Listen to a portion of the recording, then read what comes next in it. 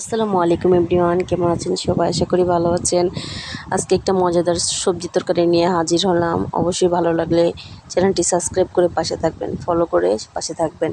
প্রথমেই আমি রান্না করতেছি আজকে সিম দিয়ে, আলু দিয়ে, টমেটো, সাথে একটা কচুরমুখী। তো সবজিগুলো আগে থেকে ধুয়ে নিয়ে ভালো করে কড়াইতে তেল দিয়ে পেঁয়াজ, কাঁচামরিচ ভেজে পরিমাণ মতো আদা রসুন, গুঁড়ামরিচ, হলুদ গুঁড়ো, ধনিয়া গুঁড়ো দিয়ে ভালো করে কষিয়ে তারপর ধুয়ে রাখা সিমগুলো দিয়ে ভালো করে তরকারিটা ভালো করে কষিয়ে নিব। কষিয়ে নিয়ে পরিমাণ মতো ঝোল দিয়ে দিব। আর তরকারিটা আমার মা বলে যতটুকু কষানো হবে তত তরকারিটা মজা হবে। কষানো হয়ে গেলে ভালো করে দিয়ে দিব টমেটোগুলো দেওয়ার পরে পরিমাণ মতন ঝোল দিব। আর ঝোলটা ভালো করে একদম ফুটলে তারপরে দিয়ে দিব মাছগুলো। আর এভাবেই হয়ে যাবে সবজি তরকারি। যারা সবজি খেতে না চান এভাবে একবার হলেও রান্না করে খাবেন, অনেক মজা।